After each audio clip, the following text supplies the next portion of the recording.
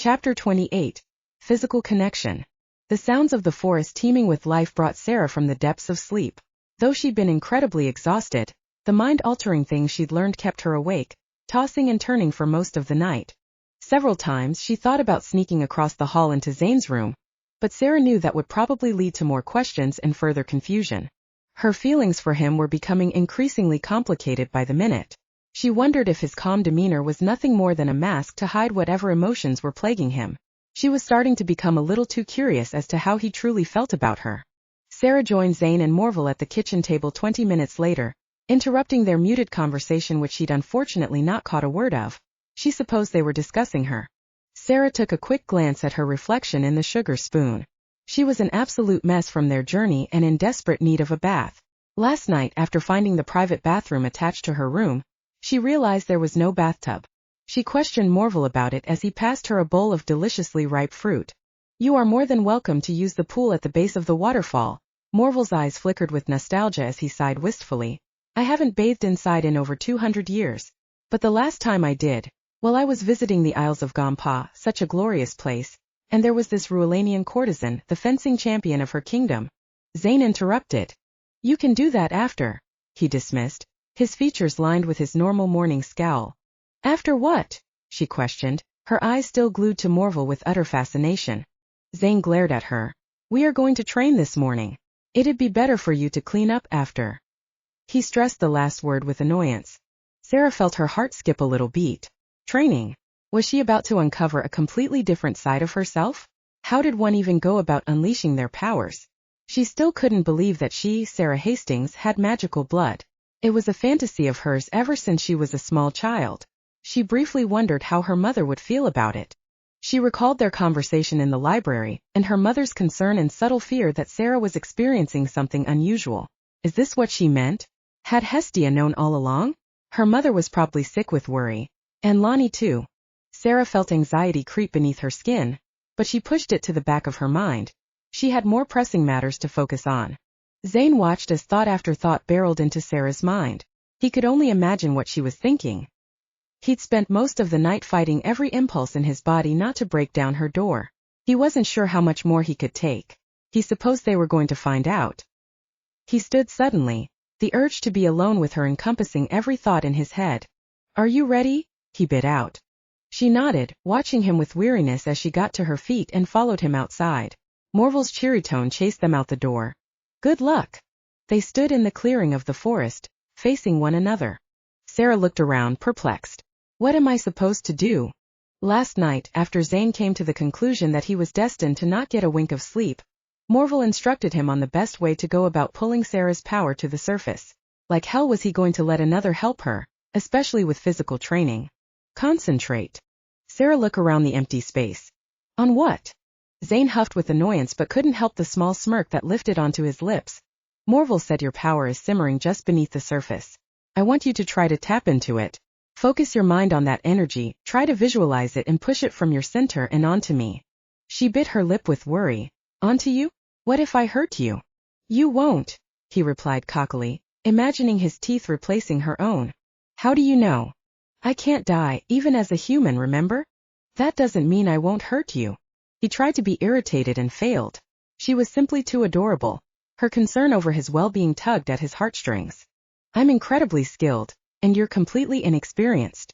I highly doubt you could do any real damage, he goaded her, watching with delight as she glared in his direction.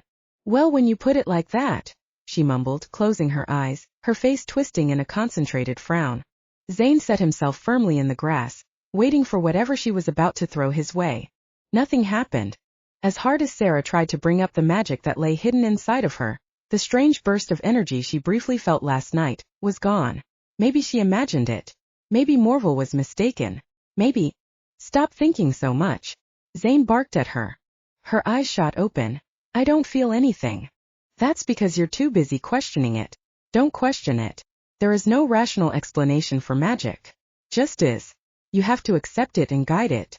Do not allow it to lead you. That is when you'll get yourself into trouble. All right.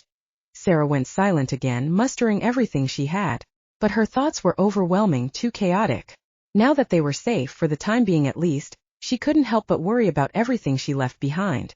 How would she be able to return with all these unrelenting changes? You're not paying attention to me, he snapped with ire as he stalked towards her. Don't you ever listen? I'm trying, Zane. This is not exactly easy. You're not trying, you're wasting time. Just because we are here, it doesn't mean the Gry can't attack us. Do you want to be prepared for our next encounter or not? I know. This is just a lot all at once. Stop barking at me, she shot back. His eyes darkened. This is a lot? Where is the girl who follows monsters down dark alleyways? Who blows up Grys in cars? Where's the woman that trekked through the swamp with me and had a polite conversation with a clown? This is different, she yelled back. How so? He raged.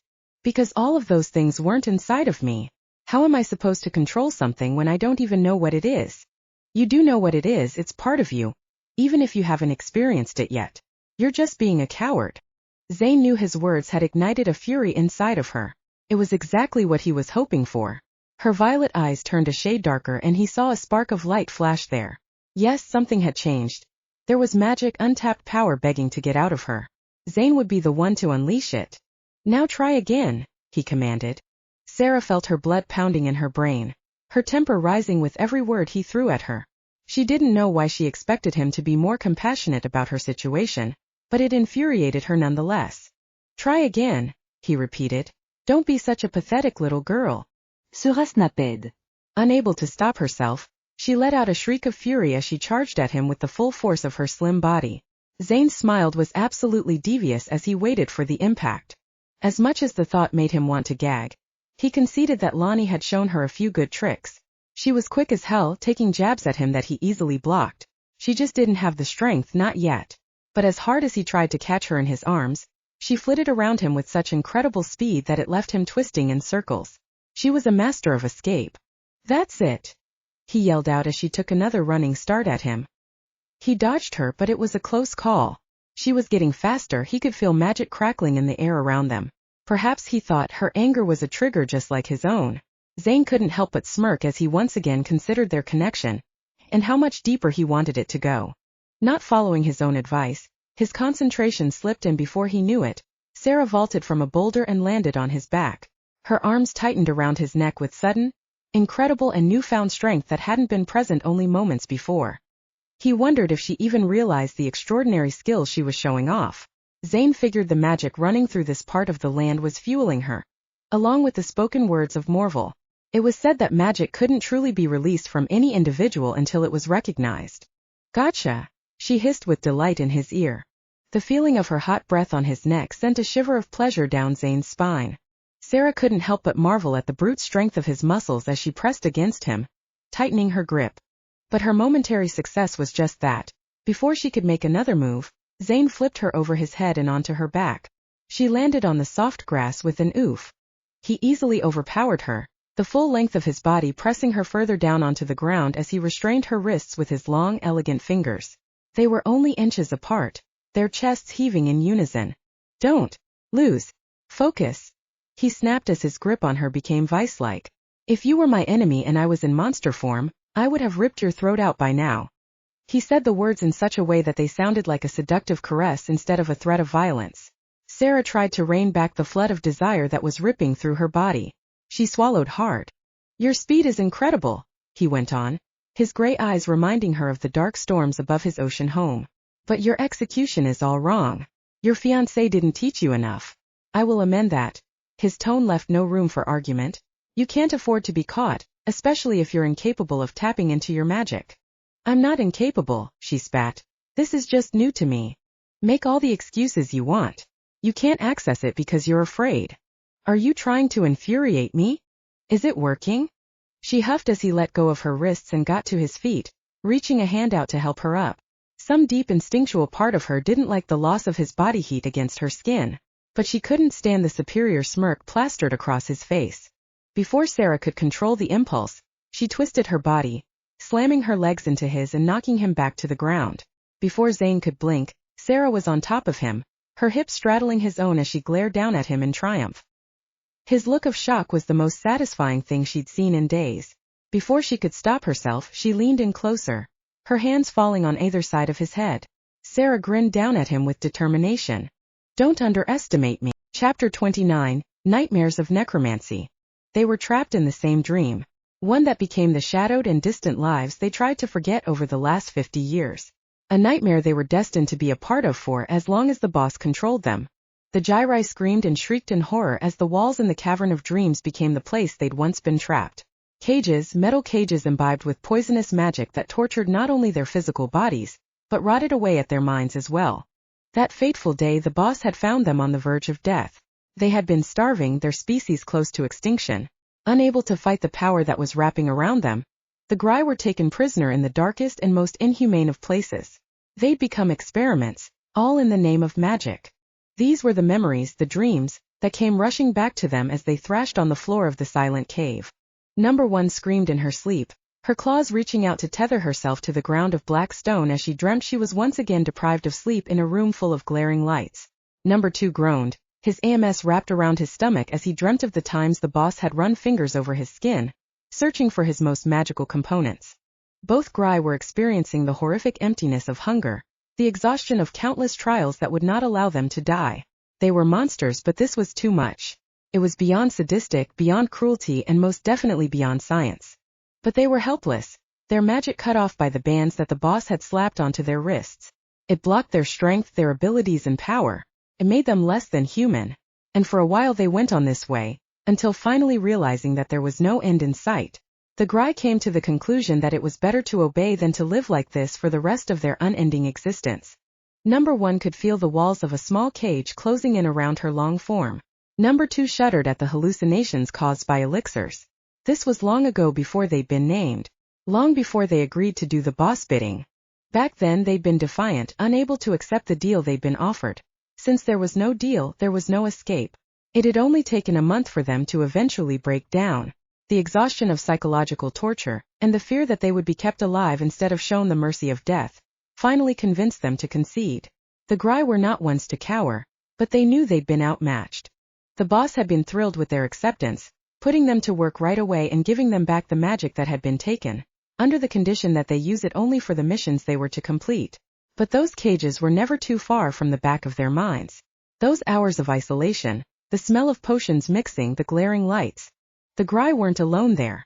No, all around them they heard the cries and moans of other magical creatures that had been taken by force, from their homes, from ancient lands both far and distant. It was a never-ending reel of hellish acts that continued long after Number 1 and Number 2 agreed to the deal they were offered. Number 1 turned in her sleep as she watched the boss appear before her. She wailed with wrath as she brought her nails up to stab at the wicked form. But it wasn't the boss who started screaming in pain, it was Number 2. Number 1 jolted awake, feeling the slash of claws pull her from the subconscious. Black blood trickled down her cheek. She was panting heavily as her slitted eyes adjusted to the darkness. She looked to Number 2. His nails were extended, coated with her blood. He'd been the one to wake her. Number 2 was staring at her through the dim light, panting heavily. Number 1's claws had gone right through his side, wrenching him from his own dreams. She removed them quickly, rolling to her feet as he got to his own with a grimace. "How many times are you going to maim me today?" he asked with a nasty whisper, but she could hear the slight panic behind his voice. At least his tongue had grown back. "I thought you were," she trailed off, not willing to speak it out loud in case the boss was somehow capable of reaching them. Number 2 nodded with understanding. Though he'd never seen the boss uncloaked, the feeling of those shadowed hands running over his skin, he knew who they belonged to. He shivered. "Did you dream?"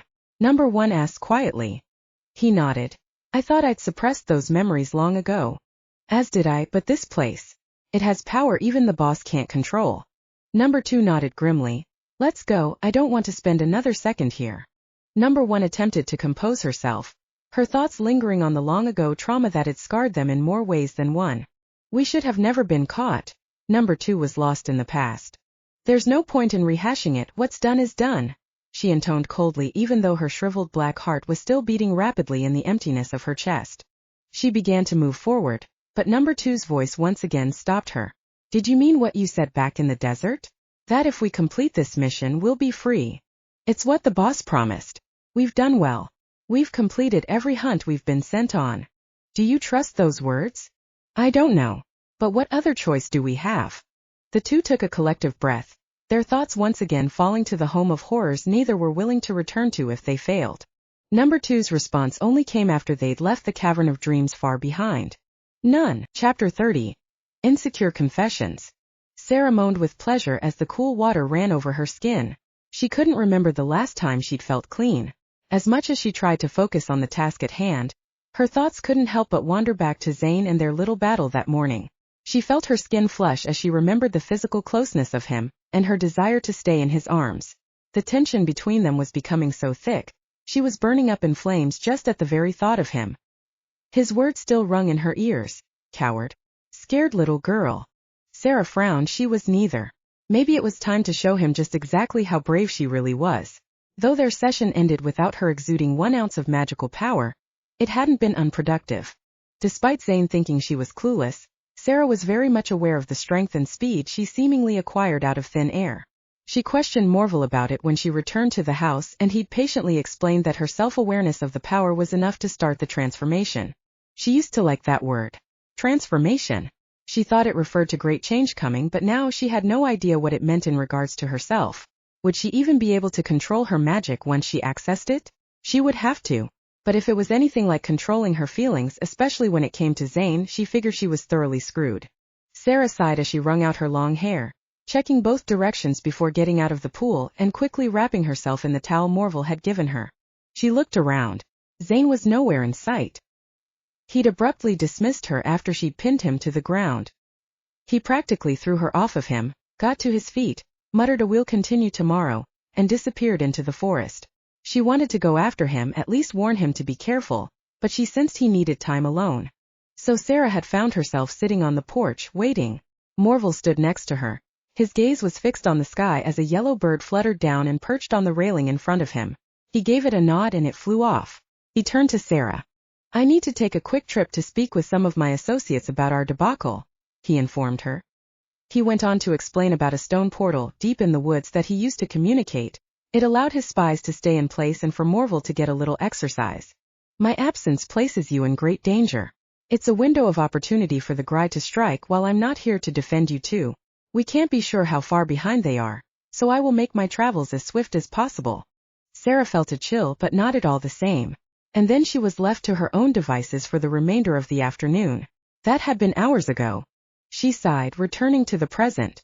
She quickly changed into the beautiful, emerald green dress Morvel had given her. Fit perfectly. She sat on the smooth stone bench near the falls, brushing out her damp hair with her fingers. She was so lost in thought she didn't even hear him approach. "What are you thinking about?" Sera Hastings.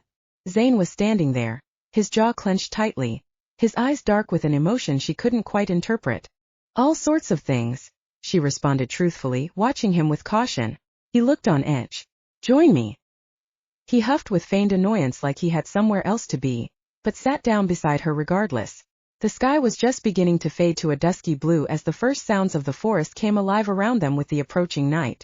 Zane kept his eyes averted. If he looked at her he was going to crumble. Where the hell had Morvel gotten that dress from? She looked mouth-watering. Zane recalled the few times in his life when he thought perhaps he was losing his mind. These interactions with Sera were right on the top of that list. "Where did you go?" she asked, quietly studying him. "For a walk." During their training session, his body disconnected from his mind. He had to get away from her before he did something incredibly stupid, like make it known exactly how he felt about her. And he had the audacity to call her a coward. He chuckled darkly to himself. Sera frowned. "Is there anything you want to discuss?" "Not particularly." "All right. Then I have something I want to say." Zane turned to look at her. Her eyes were blazing with determination. "Then say it." She huffed at his impatience but forced herself to reveal her truth. "When you called me a coward this morning, you were right. I have been a coward." He raised his eyebrow as she leaned forward and took his hand in hers. "We still have a long journey ahead of us, and I know eventually there will be some difficult choices to make, but..." He cut her off with a snarl. "Do you have to be so vague? Just spit it out already." Zane felt his heart threatening to beat out of his chest. This anxiety she was giving him. Her words were lingering in a way that made him sick with apprehension. Sera ignored his nasty tone, knowing it was only in place to mask whatever insecurity was eating at him. "I care about you, Zane. Over the time we've spent together I've really started to care." I'm not asking you for anything, but I want you to know that you mean a great deal to me. You are important and I want you in my life. There. I said it. She continued to stare at him, allowing her vulnerability to the surface for him to see. Zane was a monsoon. His mind was wild with the words pouring from her sweet lips. He was seconds away from reaching out to taste those words. She had no clue what she was doing to him, how deeply her confession rocked his soul, rattled his mind and completely undid him. The fact that she was feeling even a sliver of the desire and affection that he was for her was astounding to him. They weren't the words he was expecting, but they were the ones he so desperately needed to hear. When we returned to the city, she went on. Those words hit him like a ton of bricks, as if negating her feelings with the awful reality of their situation. Zane's emotions turned from fire to ice. He snatched his hand out of hers with a jerk. You mean when you returned to your fiancé? He bit out, unable to stop the venomous words from pouring out of his wicked mouth. Her eyes spoke volumes, as if she had tried and failed to forget that minor detail. I don't love Lonnie, she whispered softly. Then why are you marrying him? Zane hated the note of desperate jealousy in his voice. She hesitated and looked down at her hands. It's complicated. He cut her off and scoffed. I'm not going back to the city. Her head snapped up with sudden alarm. Why not? When you're able to free me, there won't be any need. If. Zane felt his heart ache. How the tables had turned. That's besides the point. We should go our separate ways after this, he insisted coldly. She continued to stare at him with conviction. I don't want to. Zane bit his tongue against the truth. It's what I want. Her face fell instantly. Oh, I suppose that changes things. He couldn't stand the hurt he was causing her. But it was for the best, right? If they continued on playing this dangerous game of feeling, someone was bound to get hurt. Who was he kidding? He was already in over his head. I'm a monster, Sera, he tried to explain. Whether I'm in human form or not, that's what I am. You're not a monster. Not to me. What is it you want? He snarled as the sickly feeling of hope tried to rise up through his acidic desperation. Nothing you aren't willing to give. Do you realize that once I'm back in my natural form, I won't be the same? These feelings won't exist. His words battered against her heart, but Sera did not give in. You don't know that. You're the one who said you chose to oppress your emotions, she reminded him. It's in my nature. That doesn't mean it's something I can necessarily control. We will worry about it when we get there, she promised. Then added with a frown. I thought we were in this together. We are connected, like it or not. He stood suddenly, needing to get away from her before he took her into his arms, made her his and never let her go. He looked down at her with contempt. There is no we. Why are you acting like this? He ignored her. Once this nightmare is over, there will be nothing left for us to discuss. You helped me. I helped you. Let's leave it at that. If that's what you really want, then fine. Her own tone had turned cold at his dismissive attitude as she got to her feet. He could see her body trembling. I guess you're more scared than I am. She turned and walked away from him. Zane felt his heart snap into pieces as the door of house shut quietly, though resolutely, behind her. He'd done the right thing. It would never work. He had to let her go. Chapter 31. Private Conversation. Morval returned the following morning to find Zane slumped against the front door, 3 empty bottles of wine at his side. I shouldn't have left you alone. You're still such a rascal. He toed the younger man's side with his boot, jerking Zane from his sleep. What? Zane rubbed his eyes with agitation. Oh my God's my head. He groaned, face planting into his knees. That's what you get for drinking by yourself, Morval quipped, reaching out a strong hand and pulling Zane swiftly to his feet. Your great-great-great-uncle Antedian would be mortified by this display. Zane swayed, catching himself against the porch railing as he gazed at Morval with bleak eyes. I royally screwed up. Of course you did, son. Now let's go for a walk, and you can tell me all about it. Zane watched as his friend practically skipped down the steps with jubilation, and turned to look expectantly back at him. I'm surrounded by morning people, Zane grumbled, following in his wake.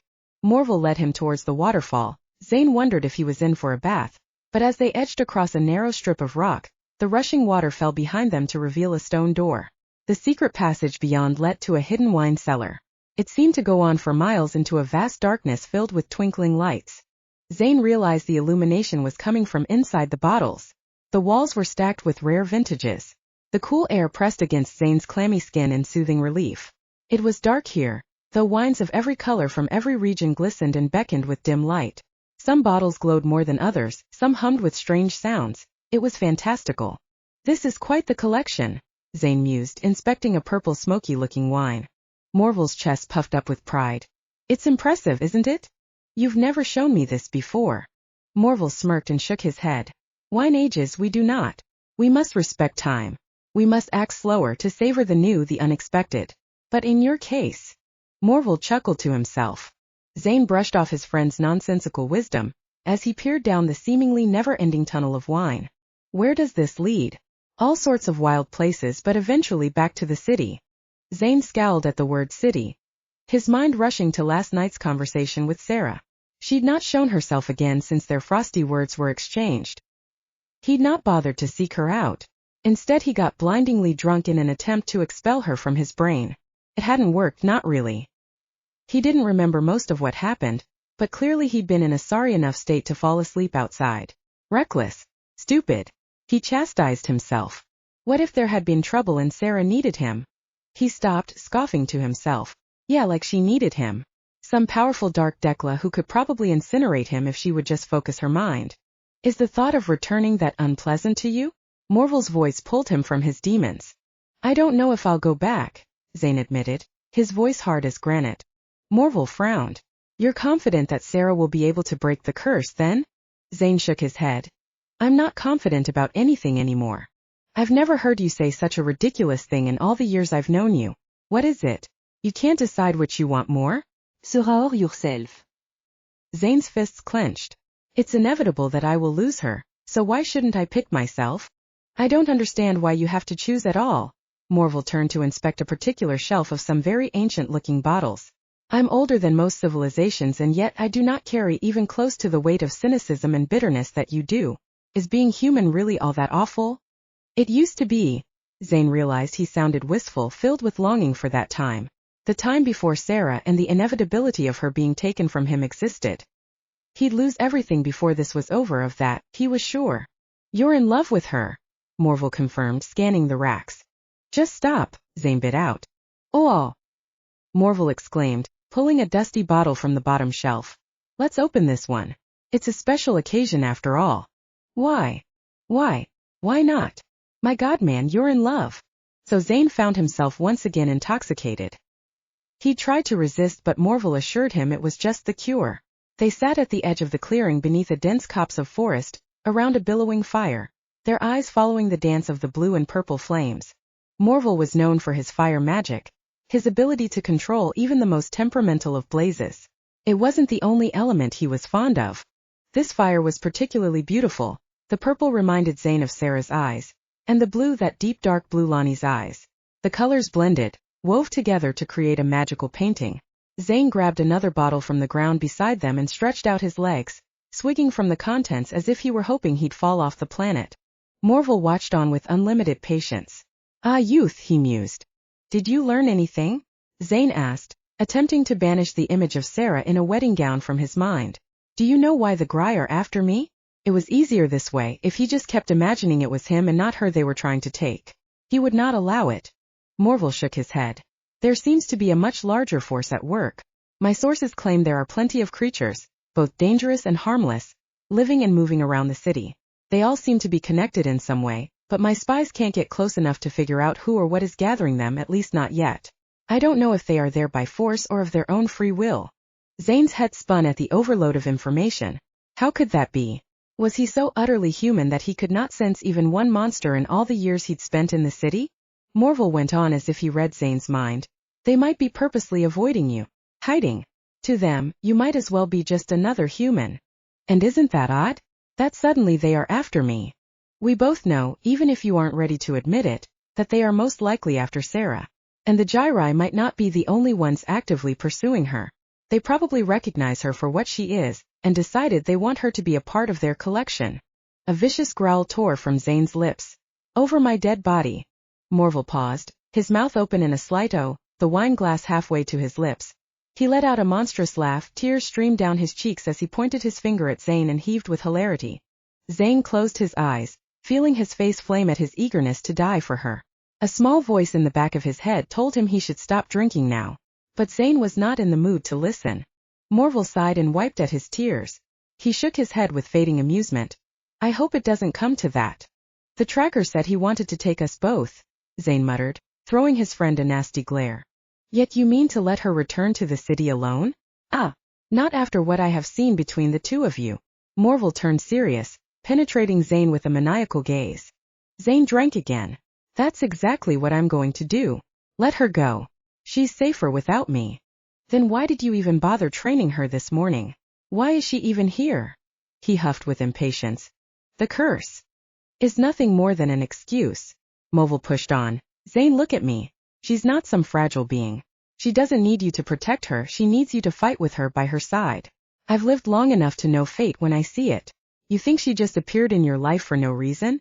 This is all connected to your curse. You know it. I know it. And I'm positive that Sera knows it. So what is it you are hiding from? Why are you so terrified of admitting the truth? Zane felt his lungs burning to let go of control. Unknowingly his monster form was showing. Because the truth is a lie. I'm not who she thinks I am.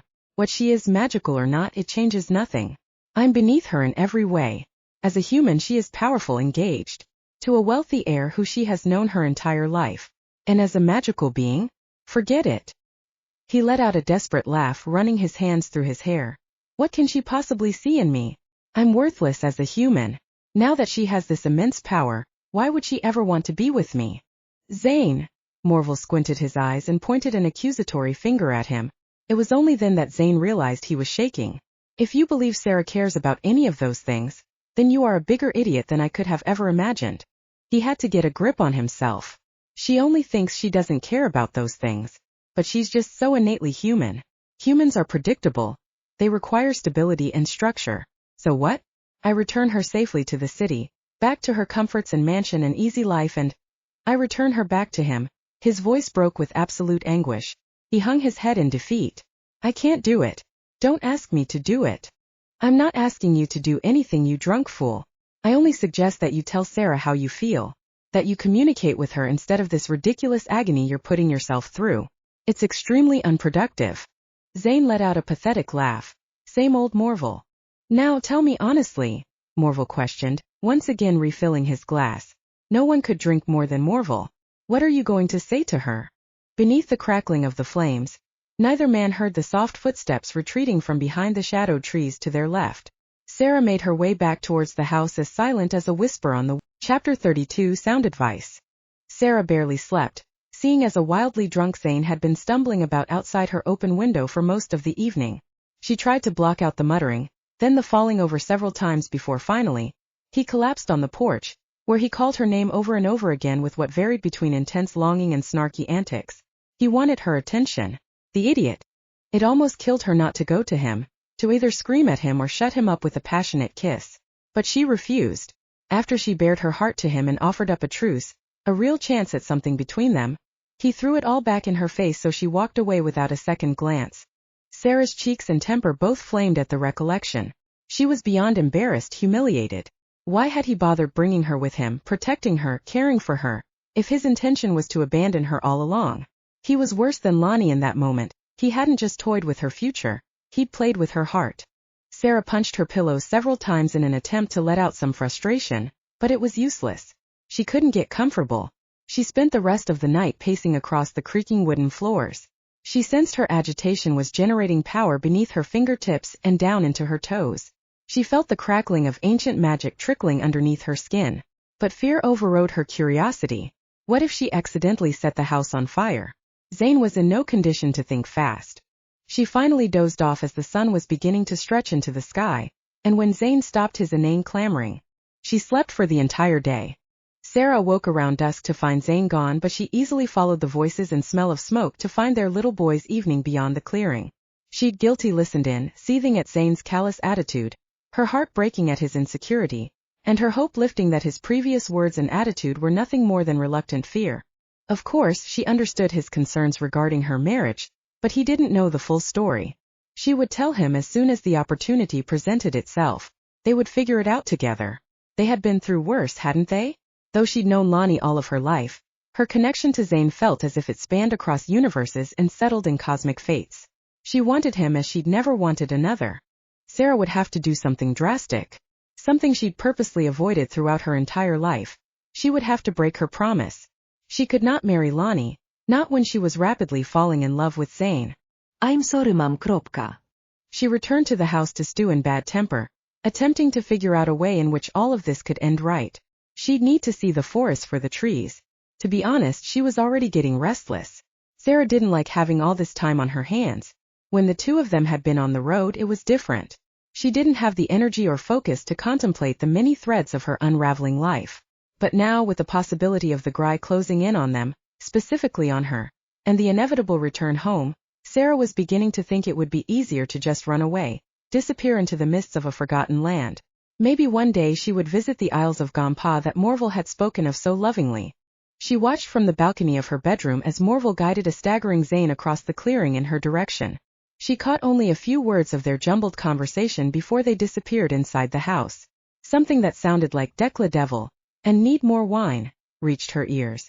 Sera waited until she heard Zane stumble into his bedroom with the sharp snap of the door closing behind him, and then she went in search of her query.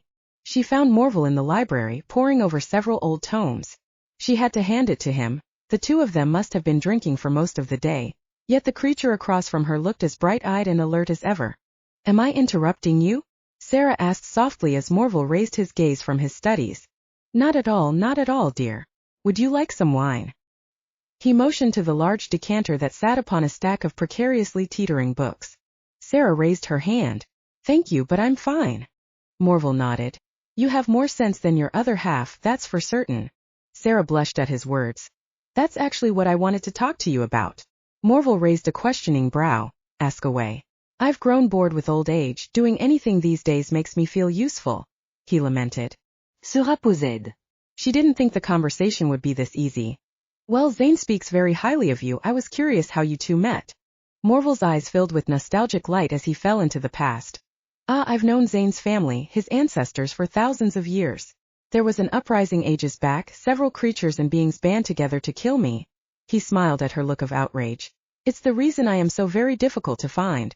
I never wanted the power that was born to me, but others felt I was a threat. Ironically, I only became one once I was bothered." "I can relate to that," Sera huffed, crossing her arms and casually sitting back in the chair across from him. "The people, the society I grew up in always hated me, feared me for being different. Though I've minded my business all these years, their goal has always been to take me down. Then you know how difficult it is to remain true to oneself in light of persecution." Sera nodded. "Ido." "I fear that you will face much hardship, Sera Hastings," Morval admitted quietly, his eyes filled with regret. "I do not wish to burden you in such a way, but I hope that it will help you prepare yourself for whatever it is that might come." Sera waited for fear to consume her, but it never came. "Honestly, I think deep down I always suspected there was something about me that was unlike others. I just never expected it to be anything as big as this. I know Zane is under a lot of pressure and I want to help him still, but I also don't want to lose him. I know we were meant to meet. I know I am destined to be here with him, so why does he push me away? It can't all be fear, can it?" But it is. Fear eats away at Zane. And anger. He hides his terror behind his rage. Now that he has you in his life, both have increased. Controlling his emotions has never been his strength, despite what he might have told you. Even in his monster form, he felt more than most, though he will deny it. Morval sat back twirling his glass in his fingers. "He was always so curious. I thought that trait had been lost to him after he was stripped of his magic, but alas, even the wisest of us are wrong from time to time." "He is quite curious, isn't he?" Sera couldn't help the smile that flitted across her lips. "Don't mistake what I'm trying to tell you. I'm not putting any sort of expectation on you." Sera straightened her shoulders. "I know that. I know I can't save Zane. There's only so much I can do. Yes, maybe my powers can break his curse, and though I am willing to take this journey, that does not make me responsible for his actions or decisions. He must be the one to heal himself." Morval's face filled with warmth. "Sera darling, you must have a drink with me. After that speech, how can I not toast to your health and insight? You are truly a diamond amongst the rough." Sera accepted. His good nature was impossible to resist. It made Sera once again consider how deadly, how wildly powerful Morval must be. He was the opposite of what she'd expected. She wondered briefly what lay beneath that calm, welcoming face. Would she ever see it? The two passed the rest of the evening with pleasant discourse and copious amounts of wine. It seemed Sera could keep up with him just fine. Morval was impressed. A splendid woman had chosen Zane. It was only hours later, when Sera announced she was much too dizzy and absolutely needed to retire to bed, that Morval finally answered her long-forgotten question. As she turned to leave, the creature stopped her. "Sera, remember that uprising I told you about?" She turned, squinted her eyes but nodded just the same in recognition. "The creatures who tried to destroy you for being different, extraordinary." Morval nodded with a solemn gaze. "It was Zane who warned me of their treachery. It was Zane who fought by my side when no one else would. He saved my life though he owed me nothing." A single tear fell from Morval's vivid green eyes. Sera felt her heart ache with pride, joy and the strong stirrings of something that could only be described as love. "I wouldn't expect anything." Chapter 33 New Perspective. Someone was pounding on his bedroom door relentlessly. Zane lifted his head from beneath the pillows to look towards the sky beyond the open windows. It was barely dawn. "Go away," he muttered, throwing his head back under the covers. But the intruder did not go away. Instead they slammed open the door and footsteps hurried along to the side of his bed. Before Zane could demand that they leave, the covers were ripped away from him and he was hit with the chill of the morning air. "Get up," Sera's voice met his ears. "We need to train." He opened an eye and looked at her. Her face was set with tenacity. She wasn't going to leave him alone until he did as she commanded. "Best." Sera tried to ignore his bare chest and the sculpted muscles that led down his stomach and beneath the sheets. "This is not an acceptable hour to be up," he groaned, trying to roll away from her. She reached out and grabbed his shoulders, attempting to drag him from the bed. "Well, I'm awake and as my training partner," she emphasized with utter mockery and doubt. "I expect you to take this seriously. You're the one that said the Gry are on our trail and I need to access my power, so let's go now," she ordered in a strong tone. Zane swatted her hands away, lifting himself up into a sitting position. He massaged his forehead. He was pretty sure he was still drunk. Sera looked him over with disapproval. "You smell like a pirate. Be downstairs in 10 minutes. She didn't bother to give him another glance as she turned on her heel and stormed from the room. 10 minutes, she repeated before disappearing down the hallway. As much as Zane was irritated by this ungodly hour, he got up despite himself. At least she was speaking to him again.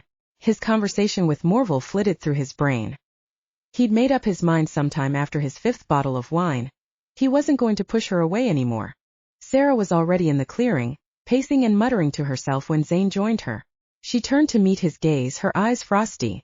"What am I learning today?" Her voice held an antagonistic and cold note in it. Zane wondered if she'd picked that up from him. "Let's start with some basic hand-to-hand combat," he suggested. "Fine," Sera replied flippantly as she paced the dew-ridden ground before settling into a stance. Zane watched her with weary eyes. She looked a little on edge and more than ready to give him a beatdown. He'd like to see her try. He advanced on her slowly like a panther stalking its prey. She watched his every move with keen eyes, her knees bending as she prepared to pounce. Zane lunged forward, his arms grasping out to trap her, but she twisted away so quickly he stumbled as he hugged the air. Sera let out a nasty little laugh. "That's all you got?" she taunted, dancing away, light on her feet, her gaze clear with intention. Zane growled and turned again. She easily avoided him. Sera had been practicing for 2 hours before she roused him from slumber. She was ready for this. "You're getting faster," Zane commented as they circled one another slowly. His head was still spinning from last night's indulgences. "I know," she boasted, twirling her body with swift agility. He jumped for her again, but she was too fast. Her foot jutted out, tripping him up and sending him to his knees. Zane could feel his temper, along with his desire, rise like a savage beast. Was this her attempt at punishing him? "Morval's going to help me with my magic later today," she commented offhand. "So you don't have to worry about that burden anymore." "I never said it was a burden." Zane got to his feet. Sera ignored him as she once again positioned herself for an attack. "Once I'm finished freeing you," she made it sound as easy as tying her shoes, "I'll leave." That got his attention. "What?" She rose a challenging brow and once again charged at him, her hands flying as he blocked her jabs. She ducked as he swung at her. Sera delivered a swift blow to his gut. Zane stumbled back from the force beneath her fist. "Just like we discussed, I'll return to my perfect jab. Easy jab. Life," she snapped with condescension. "And you get to go back to being the unfeeling beast we all know you so desperately want to be." She punched him right in the jaw. Zane took the hit. She was close enough now for him to ensnare her. But again, she avoided the tips of his fingers by less than an inch. He was getting pissed. Good. Once you unleash your magic, you think you can control it and return to a normal life? Who knows? You might have to live as an outcast, he snapped, reaching for her once again as she cut behind him, landing a few sharp hits on his back. She smiled grimly as he stumbled. He turned slowly to look at her with unwilling admiration. That's okay. I know that Lonnie will never abandon me for being different. Sera knew she was fighting dirty both literally and metaphorically, but she was done playing these games with him. If he insisted on denying his feelings, she would drag them out of him before this was over. Her words had a profound effect on Zane. He couldn't stop the snarl of rage that tore from his throat, his eyes darkening with growing wrath. Oh, we can't forget about precious Lonnie, he spat, once again closing in on her. Didn't he already abandon you? I can only imagine what crimes he committed to land in prison. But you love trying to see the best in even the worst beings, don't you? That's right, she hissed, preparing for another onslaught. After all, I stupidly got mixed up with you. Sera was boiling with anger. It was the distraction he needed. Zane's arms effectively trapped her as he surged forward with the rest of his strength. Sera fought back, but his grasp was like a steel band closing in on her. Their feet tangled as she tried to kick herself free, but it was futile. They slammed into the side of the house, both gasping for breath. She glared up at him. I heard everything you said yesterday, she bit out, her eyes alight with indignation. Zane felt his heart skip a beat. I don't know what you're talking about. Sera rolled her eyes and continued to struggle against him. Zane tightened his grip. You're unbelievable, she sneered at him with disdain. You're selfish and miserable. I can't believe I actually thought this would work. And you're naive and predictable. What did you actually expect? For this to end happily ever after? Sera laughed darkly. There's no such thing, but I at least thought you would fight for it like I was willing to do. Did that mean she no longer cared? She was done trying? Zane glared down at her. Will you not be satisfied until you've turned my entire world upside down? He asked in a low, deadly tone. Do you not realize how mad you've driven me? He whispered. Sera felt a chill run down her spine. She pushed against him, but he didn't budge. Like you haven't done equal, if not more damage to my psyche? Zane shook his head and laughed without humor. Sera, you are trying my patience. Good, she snapped. Now you know how it feels to have someone under your skin. Zane leaned forward, their lips only inches apart. This is your last warning, he promised. You walk away from me here and now, and that will be the end. His arms loosened from her, as his hands moving to the wall to rest on either side of her head. But if you insist on this ludicrous, dangerous, ridiculously cursed path, then I will never let you go. I will make you mine. Is that what you want? Sera could barely breathe. She was lost in his eyes, drowning in the darkly tempting words he was promising her. Zane had enough. He told himself he wasn't going to fight his feelings anymore. The consequences of these actions would surely follow them down a wicked road of struggle and heartache. But he wanted her, and she somehow chose him. This was the moment it all came down to. Her next words would alter everything. Sera stared at him, willing him to see her truth as she mustered up her courage one more time. I want you, you stupid man. Nothing in this world can change that. Zane felt his heart stop at her confession. He growled with uncontrollable longing as his lips came crashing down to meet her own. Sera smoldered in his passion, her fingers reaching up to grasp his hair as she pressed her body closer to his. Zane moaned into her mouth, his hands moving to her waist, his grip tight with need. The fire between them was building as his lips roamed relentlessly over her own. Zane was sure the taste of her sweet mouth was already an addiction. They broke apart for air, their chests heaving as their foreheads connected. Sera closed her eyes again. Her body was a raging inferno, her heart practically slamming against her ribs. She wanted more. That was... She trailed off as she felt his arms leave her. She raised her gaze as he took a step back. Zane was smirking at her with something that could only be described as immense satisfaction. He knew how he affected her. He loved how she melted into his arms. If that's all you need then, he mocked with an extravagant bow, I'll be going back to sleep now. Sera felt her jaw drop as he turned away and began to saunter back towards the porch. She brought her fingers up to touch her swollen lips. They were tingling, humming with the scent of Zane. She breathed in deeply, her mind wandering to all the other wicked skills he might possess. Chapter 35 Moonrise. It was hours before they left the hot springs. Zane insisted on taking full advantage of the night. his wicked tongue and wandering hands making it impossible for Sera to willingly abandon the steamy pool.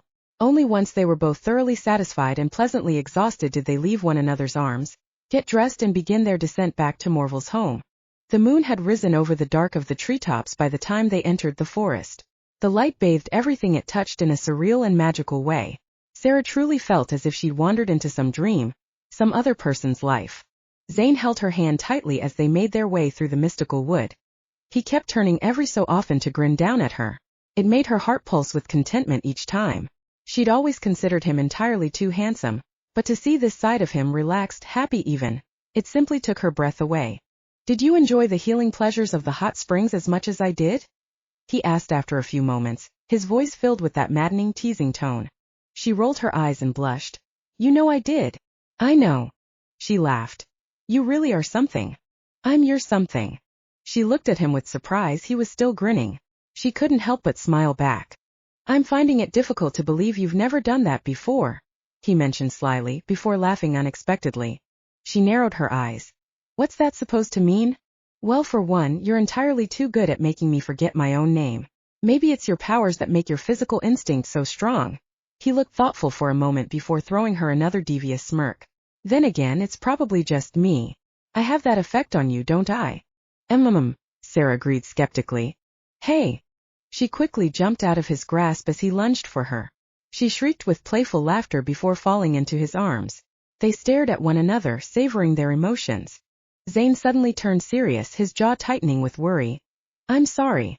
She cocked her head to the side with confusion. "For what?" "I've been a mess since we got here." He laughed to himself. "Who am I kidding? I've been a mess since you've met me."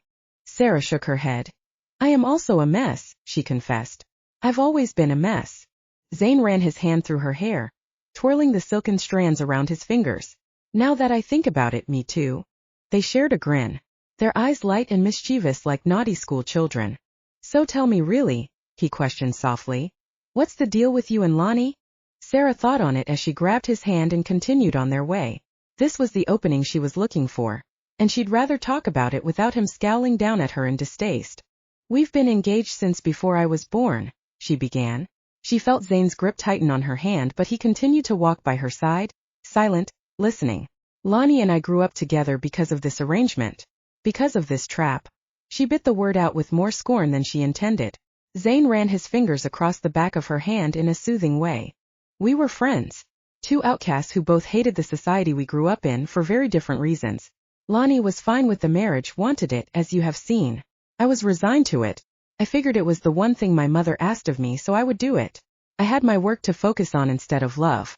Besides my father, that's why he left, right? Because he didn't love us. I suppose that's made me wary of committed relationships. I learned very well to survive without affection. Surely romantic love would be no different." She paused and chanced a glance up at Zane. He was watching her intently, no judgment on his face, only understanding. "So I never sought it out. I just waited for the day that I would hopefully fall in love with Lonnie." Zane let out a soft hiss, but she went on, needing to get this off of her chest. "I tried, I really did. I cared for him deeply. I think I was actually starting to convince myself it would be enough. And then he betrayed me." She heard the bitterness in her voice. Zane growled in response. "For the last 5 years I let my heart harden. I shut out any possibility of love, both physical and emotional. I didn't want to feel it sting one more time. I was weak. I was scared. And then you." She hesitated, as if she'd given too much away. "And then you," she finished. "And then me," he echoed, pulling her closer to him and wrapping his arm around her. "It's you and me, Sera. Us against the rest." She smiled, pleased with his assessment. They were almost to the clearing. Sera could see the twinkling lantern swinging on hooks from the front porch. Zane's mood had turned thoughtful as he leaned in towards her ear and whispered, "Can I stay with you tonight?" Sera blushed, just imagining what that might lead to. She opened her mouth to consent when suddenly loud, vicious banging snagged on her ears. Sera stopped, halting Zane alongside her. His eyes immediately snapped towards the house as he sniffed at the air. "I think we've got company," Zane commented. "They're lucky Morville isn't back yet, or they'd already be dead. He must have activated a sealing spell to catch anyone entering, but us. Are we doing this?" she asked, her eyes landing on Zane. She was tired of running. He watched her carefully. "Do you want to? As soon as we open that door, the spell will lift." I want answers. Sera felt no fear, only rage that someone or something was about to disturb her newfound peace. She wasn't sure how, but she knew the anger coming from inside was connected to her dark power. Felt good. She wanted to use it, she wanted it in the name of justice. Zane nodded. He was with her.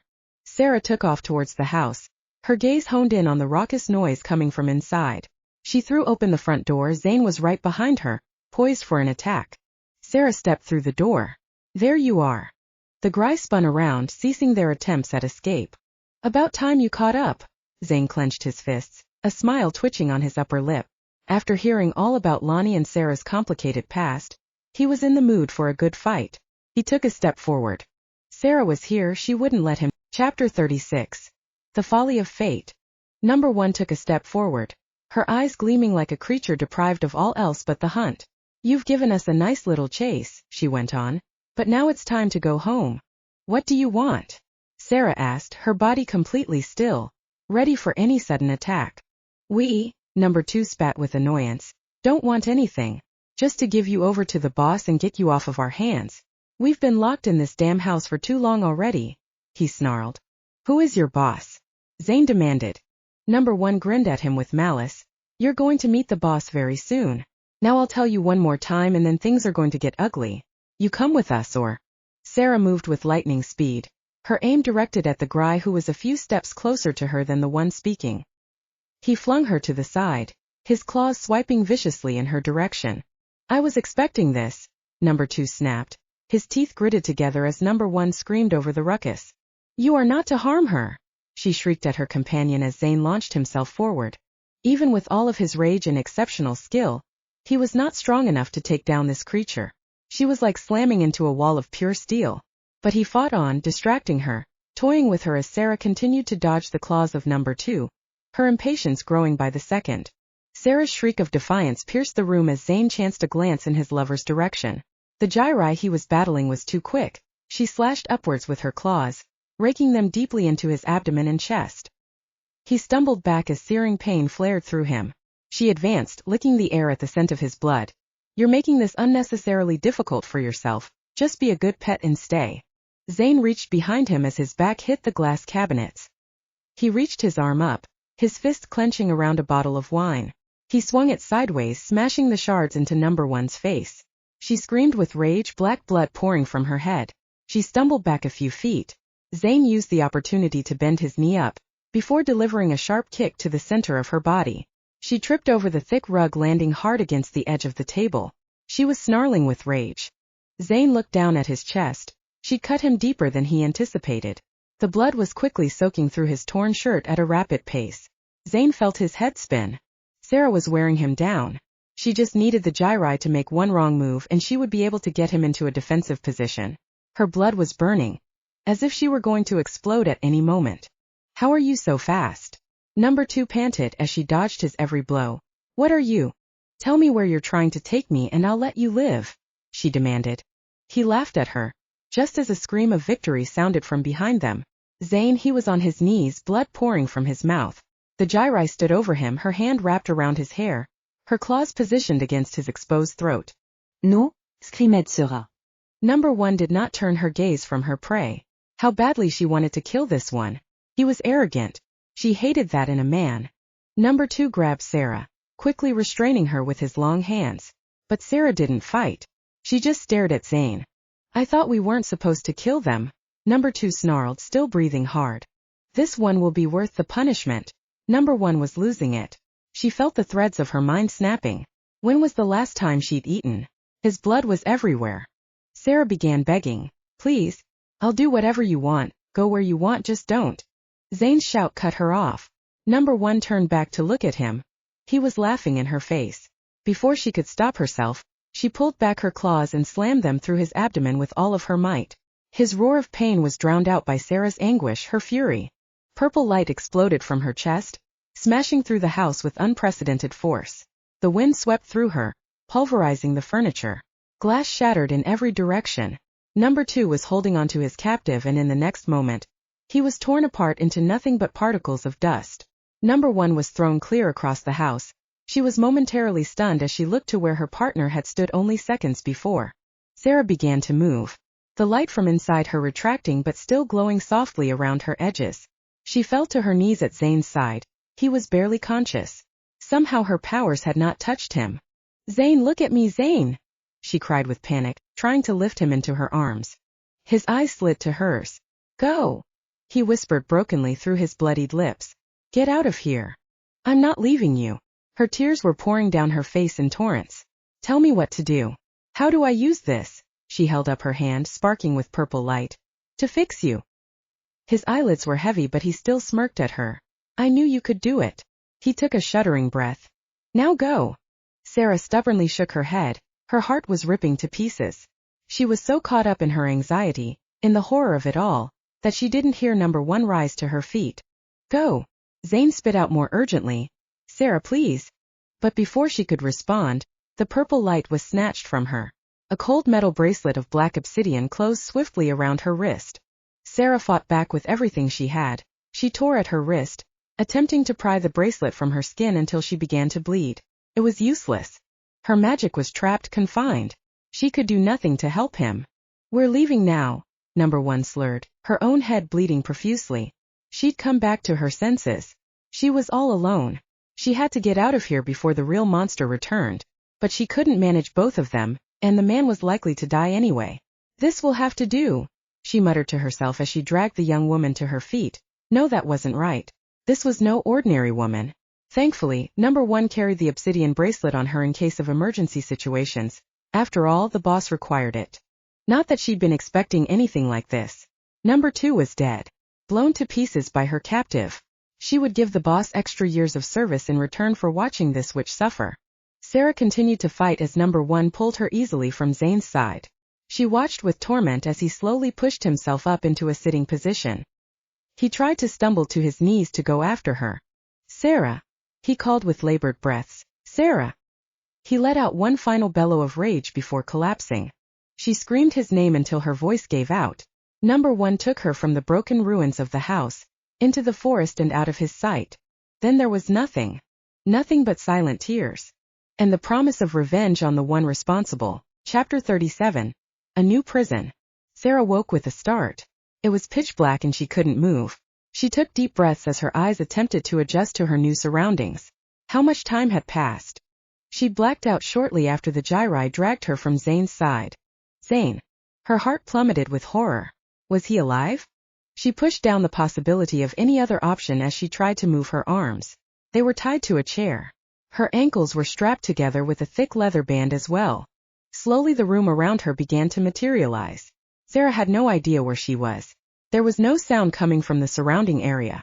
Through the dimness she realized she was in what looked like giant penthouse apartment. There were blackout shades covering every window. Sera looked down at herself. She was unharmed, but the bracelet wrapped around her wrist was still there. She glared at it in defiance. Whoever had sent the Gry after them knew about her powers. Why hadn't they killed her? What was to become of her? Who was this mysterious boss? Her mind ran wild with theories as she thought back on the information regarding Morval's spies. Someone was gathering magical creatures and beings. For what purpose? The gyri had said they would be returning home. That meant she was back in the city.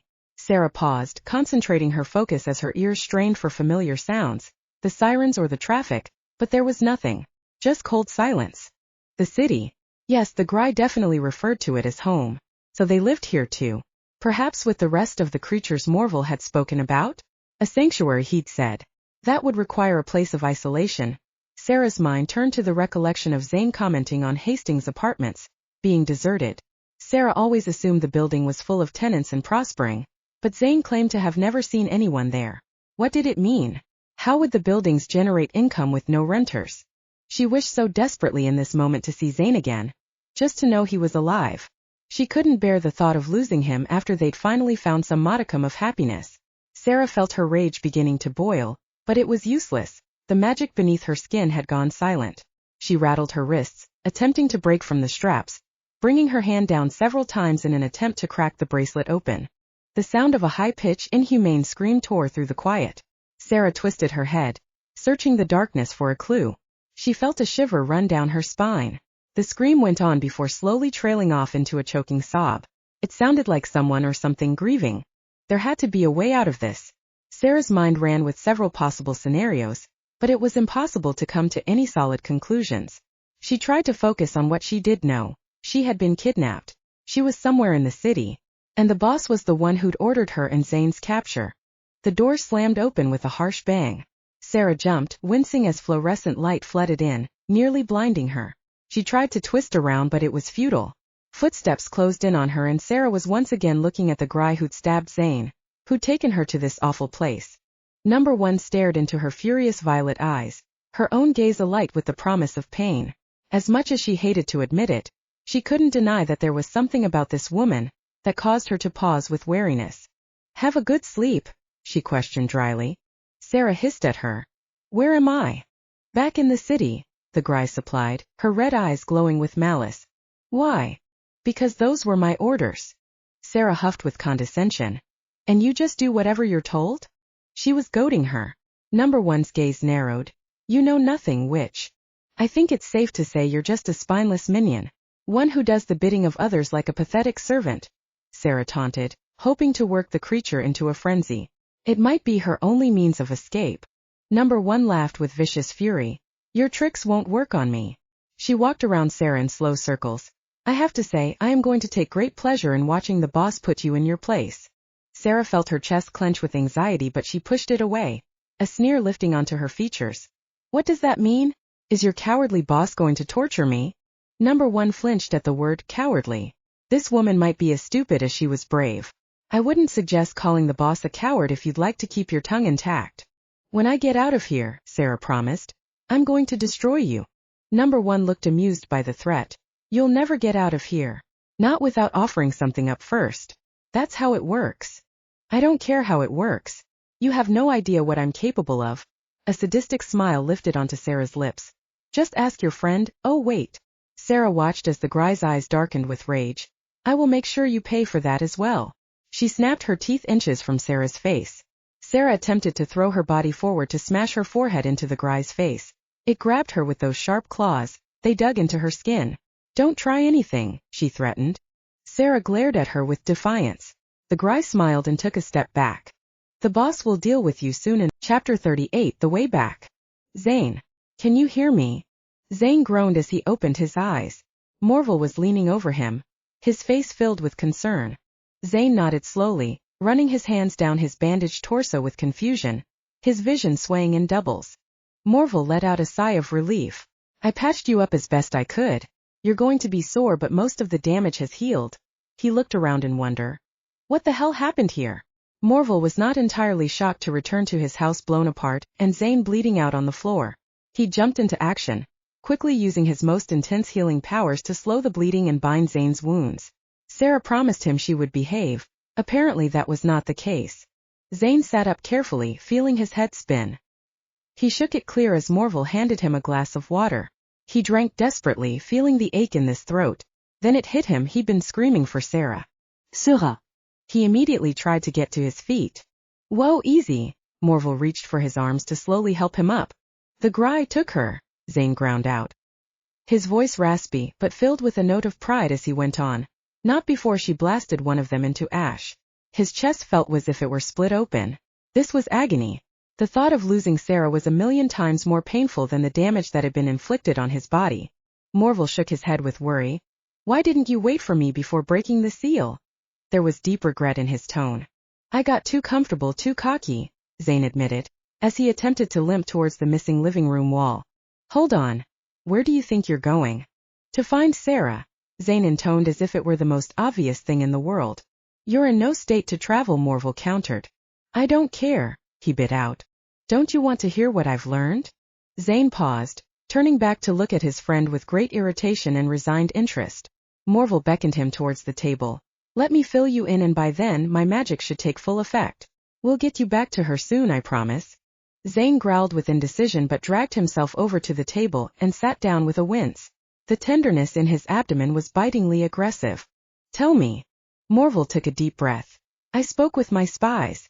They found the epicenter of this little monster movement. On the northern edge of the city, there are apartment buildings seemingly empty, but they claim there is activity stemming from within, though the creatures coming and going are concealed with magic before approaching the entrance. I believe that is where Sera must have been taken. Zane felt his blood run cold. Hastings Apartments, he muttered. Morval raised an eyebrow with surprise. Hastings? Zane nodded, his jaw clenching. Those buildings belong to her family. Morval gave him a skeptical look. How was she not aware of this? Especially with her endless supply of curiosity. Do you think she knew? Zane was already shaking his head. There's no way. She's never even been there. He trailed off, his features hardening as he tried to place the pieces together. Why would the Grey take her there? Morval looked resolute. I'll go with you. No. I would not ask that favor from you. I refuse to drag an old man into this madness. Morval scoffed with disdain. You know I live for madness. You've done enough. I don't want you even more involved or targeted. We don't know what this boss is capable of. If I'm in dire straits, I'll send a message. But I have someone who might be able to help. Zane's thoughts turned to a dark place as he imagined the inconvenience that his decision would cause, but that would be that. He would not gamble with the closest thing he had to family by wrapping him up in this dark magic. As powerful as Morval was, Zane couldn't risk losing him too. I need to get back. Now, Zane insisted with no room for argument in his tone. Morval looked like he was going to disagree but conceded with a forlorn sigh. Take the path through the wine cellar. It will get you to the city in a few hours' time. Instead the arduous trek back through the unforgiving way you came. Zane's curiosity spiked. How? Morval gave him a small smile as a ripple of magic blew through the room. I've just shortened the distance for you with a traveler's spell. I perfected it years ago, cuts time off of any trip you take through the cellar. Zane stood and nodded. Thank you for everything. Morval got to his feet, pulling Zane in for a swift hug. Go get her back. Morval had been right. By the time Zane reached the wine cellar, the wounds on his stomach were nothing more than scars. Though his energy was low, his determination, his need to make sure Sera was all right, fueled him along the winding path. It was only a couple of hours before he heard the sounds of the city above him. Zane could tell it was still early in the morning as he pushed the sewer grate aside and pulled himself out onto the street. A couple gawked at him as he emerged like some sewer monster. They crossed the road in the other direction to avoid him. Zane figured he looked like hell. Even though Morval had supplied him with a clean change of clothes, Zane could imagine that his facial expression suggested he be avoided at all costs. Zane looked towards the north side of the city. The apartments loomed there, a distant shadow. He couldn't just barge in, especially not without the other part of his plan. He needed to continue to think this through in order to secure Sera's safety. He'd stop by the diner first to collect his thoughts, as well as the few makeshift weapons he kept in the basement in case of trouble. He took off across the city, the last rays of a spectacular sunrise lifting into the sky. Zane stood outside what had once been fish and chips. It was now better described as fish and crisps. Keely moaned in anguish at his side. Zane had no idea how long she'd been standing here before he'd arrived. She turned to look at him with anger. Where have you been? I was out of my freaking mind worrying, she yelled, slapping him in the chest. Zane gritted his teeth. He couldn't believe what he was seeing. His diner had been burnt to the ground. There were still slightly smoldering pieces of rubble around them. The place had been completely destroyed. It felt surreal being back here, as if he'd emerged from some other world. I got into some trouble, he admitted. Really? Keely bit out sarcastically. You don't say. Forget it, muttered Zane, as he stormed around the building to the secret entrance of the basement. Keely followed him, her gaze filled with shock. What are we going to do? She protested. I'll handle it, was his clipped response. That's all you're going to say? No explanation. You wouldn't believe me if I told you, he insisted, lifting the storm doors from the ground and hurrying down the narrow stairs. Keely was right on his heels. Before she could throw another question at him, he cut across what was surely going to be a long lecture. When did this happen? Keely frowned but conceded. The night you disappeared. I got a call from the fire department just after 3 a.m. Took them ages to put it out. As you can see, it's still smoking up there. I don't know what kind of fire takes that much manpower to diffuse, but they were here for ages. I've been coming back every morning to try to do some cleaning, and obviously to see if you'd show up at some point. I stopped by your apartment first. It was completely trashed. So I went to the police, talked to these cops named Tully and Jones, but they were completely useless. Zane reached for the baseball bat studded with nails, as well as a few shivs and a crowbar. Keely's eyes widened in concern. What are you going to do with those? You really don't want to know, he snapped as he double-checked his gear before heading back out into the unnatural sunlight. He couldn't remember the last time the sun had shone over the city. The irony of it was not lost upon him. Zane, I'm really confused. I'm worried about you, she began with trepidation. Don't be. I'm fine. She looked at him as if he'd lost his mind. Before she could question him further, a voice sounded from behind them with a roar. Where is Sera? Zane turned to see Lonnie stalking towards them. He was glaring, his features harder than normal, dark circles under his eyes. The man looked as if he hadn't slept in days. His face was filled with animosity. What did you do to her? Oh no, he's back again, Killy whispered. Why is he looking for Sera? Zane smirked despite his ire at once again having to acknowledge Sera's fiancé. Just the man I wanted to see. Lonnie halted a few feet away, observing him with distrustful surprise. What? Before you start swinging swords, hear me out.